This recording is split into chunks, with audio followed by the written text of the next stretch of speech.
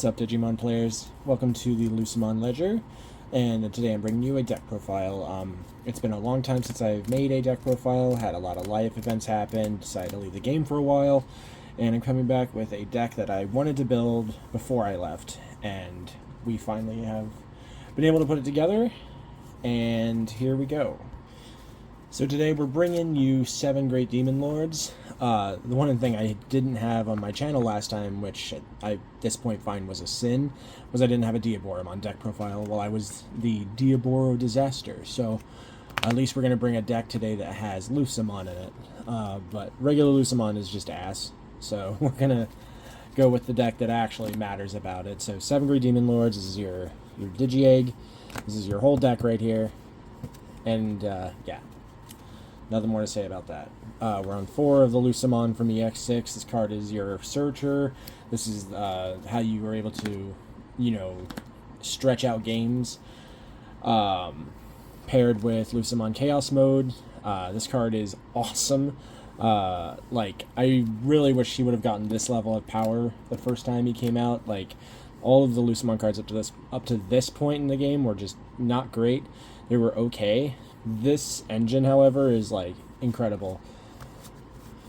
You can float into good blockers, you can recover, you can burn your opponent out of the game. It does a lot. And then we're on one of the original Chaos Mode. It's the only way to ensure that we get rid of Tamers, and you can revive this guy many times. So if your opponent's on something like Galaxy, Black Control, or any hybrid deck, you can just nix their Tamers, no problem with these guys. And a lot of times they'll just nix their Tamers because they don't want to burn themselves and just fall, within range of getting hit by a Beelzemon. So we're also on a pretty thick Levia package. We're on 2 of the first one, 2 of the one from the EX6, and 2 ex-ante. I kind of want the threat of a Biting Crush effect to be always there. So not having to play 4 Biting Crush is nice. He's, basically Biting Crush and trash. And yeah, they're just good. This is one of the ones you can actually afford to play early, even though it's 13 cautious, because he usually gives back 1 to 2 memory. This guy actually comes up a lot since we're on a decent amount of Tamers. They're just there for, the situational stuff. Also, his discard is pretty important to make sure that you have to get stuff in your trash. If you need to discard your Agudomon that's stuck in your hand, or if you have too many of your Demon Lord option card in your hand, you can discard those. Another card you'll also see in here is a great discard for it. Just overall, pretty good. A lot of people don't like him, or at least in the early stages of the Great Demon Lord deck, but he's actually pretty strong. We're also on a 2-1-1 Belfi package. This is just how you kind of stretch out the games even more to make sure that you can actually get to your Agudo turn, because you're not going to get 7 on turn 3 ever. It's going to take you probably about 5 to 6 turns to get to Agudomon, so being able to essentially give yourself free turns, pretty good. Also, you can bring this out with Chaos Mode's effect and or the option card, so you can just sort of randomly get an extra negate out of nowhere. Now for I would say the kind of the filler ones, but not entirely. We're on 3 Beels, 3 Creepy, 2 Lilith, and 1 Barba. So Beels and Creepy are just your neutral turn stuff. They're good removal tools. Beels has Rush, so you can use it to de-digivolve one thing and kill another thing. Creepy's just your easy 1-for-1 trade, plus he's a blocker and he mills cards, so get your Rivals Barrages put into play. He gets your Agudo and trash. He's just good. Honestly, this one I thought about playing 4 copies of. He's that good. Lilithmon, I was on the fence with this card. Lilithmon, however, is almost like an alternate win condition. You can use her to just get rid of a bunch of extra security and make it to where your opponent's within Beel's range, or you can just keep letting her stick on the board. If she's not answered, by your opponent, you can use your gate to proc her effect, get rid of their Digimon, and then burn them for 1, and then just swing with Lilith. Oh look, that's 2 damage for 1 card, and she's cleared a board piece. Another thing I was on the fence about was this guy. So he's really subtle, right? His on play random discard 1 is kind of mid. And he's a 12 cost, so he's going to be 3 to 1 cost all the time. But if you can proc his second effect by making them discard, also other decks do just discard, so like they can just proc it on their own. But Barba can bring back stuff like Matt and Karada, because it says a card with a play cost. And I did look it up in the Q&A. Barba can bring back Tamers. So, like, this card actually has a place in here. Because you do mill a lot, you're not always going to get your stuff, right? But you can use this to bring back stuff like Matt and Karada. If you're playing Violet, the discard Matt, any of that stuff. So, actually kind of decent. And then we have our win condition, and that is to Agudo.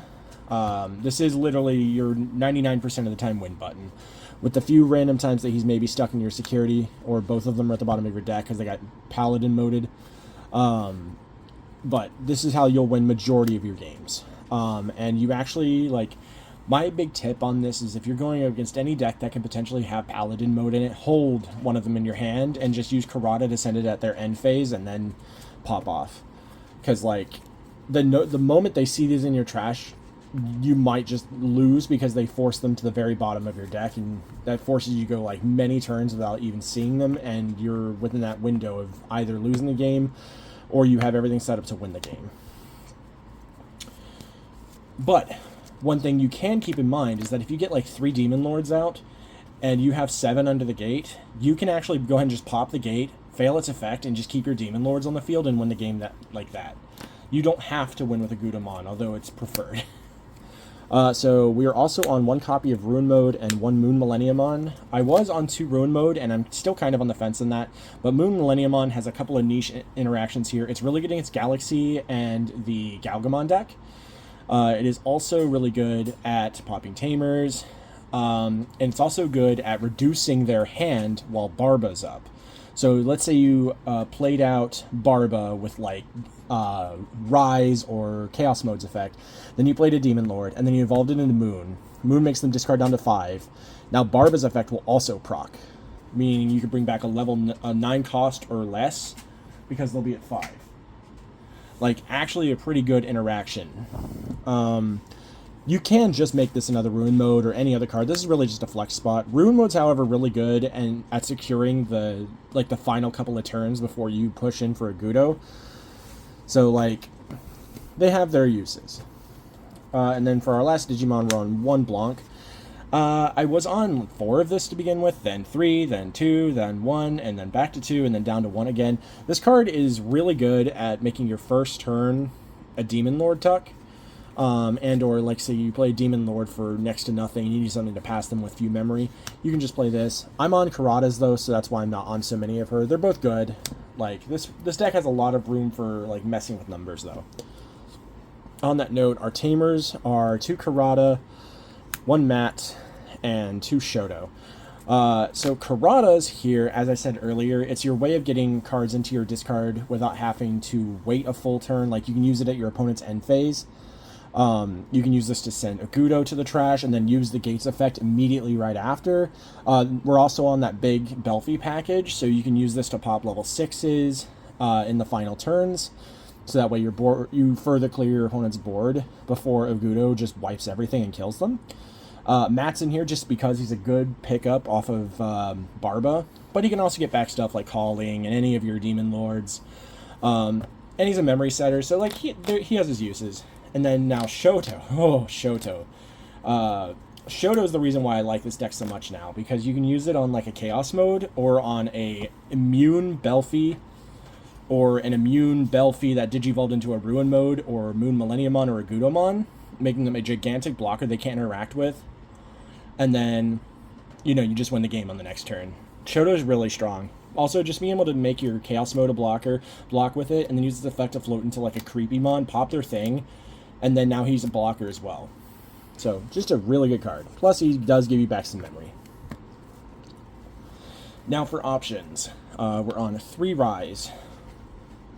This card is incredible. But It can also just be extremely bricky because it cannot use its own effect to tuck in option cards that have the 7 Great Demon Lord tag. It can only tuck in Digimon. So, like, this card is good, but it has its limited times where it's bad, and that's why I'm not on 4 copies of it. We're also on 1/7 Lightning as our last 7 Great Demon Lord option card. It's just the most useful one, and since we're on such a thick Levia package, it just makes sense. And then for the remaining option cards, these are all just good synergy cards because of what we're in and what we do. So first is 2 Rivals Barrage. We have a lot of cards that mill, so like this card is just optimally good. You can use it to add back like Ruin Mode and loop it a couple of times. You can add back Agudo, so that way you can discard it during your opponent's end step in case you're worried about Paladin mode. It's also just a really good just removal card. It's one of the few things that can actually out a Fenglongmon. I know we're like 2 years out of Deva meta, but like this card is actually like, it's just a good card to have. I feel like if you're in purple, you're on at least 2 copies of this regardless because it's the only thing that can out 7s. We're on one Calling from the Darkness. This card is broken. I don't need to say anything about this. We're on 2 Biting Crush. This is why we're not on. This is why we're on such a thick Levia package as opposed to just a lot of Biting Crushes. They're just good. Like I said, I want to keep my opponent on the thread of this card forever until I don't need to, so that's why we're on it. And then the last card is a way we need to get rid of Psychmon. But there's a handful of ways you can do that. You can do that with Marcus, you can do it with Porcupamon, you can do Deathclaw. There's a lot of things you can do to get rid of it, but I'm on one card in particular, and that is Pummelwhack.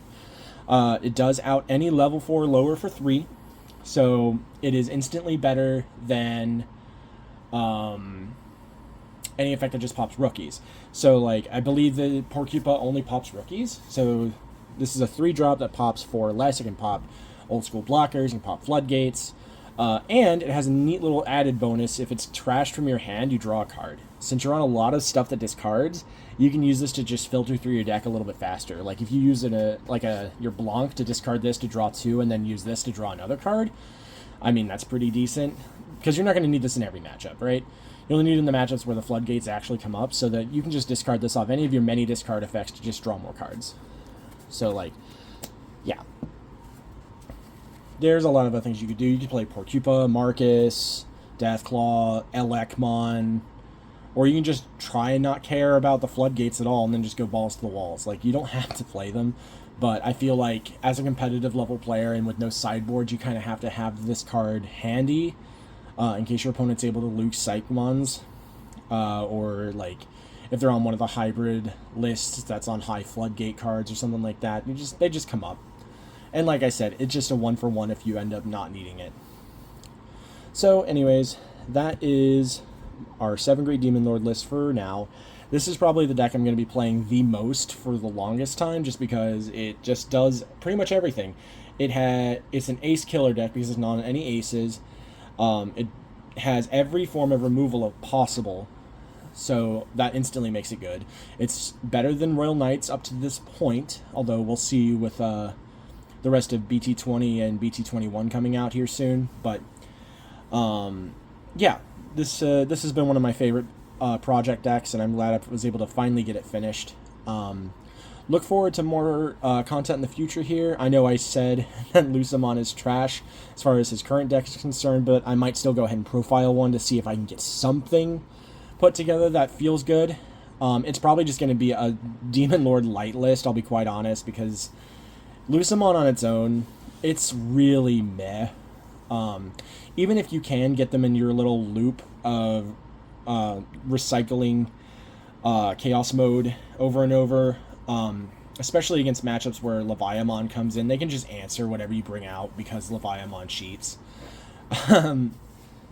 But yeah, I hope you enjoyed this profile. I hope you guys enjoy the rebrand of the channel with the new opening and closing videos. I did all those myself, so I hope you enjoyed those as well.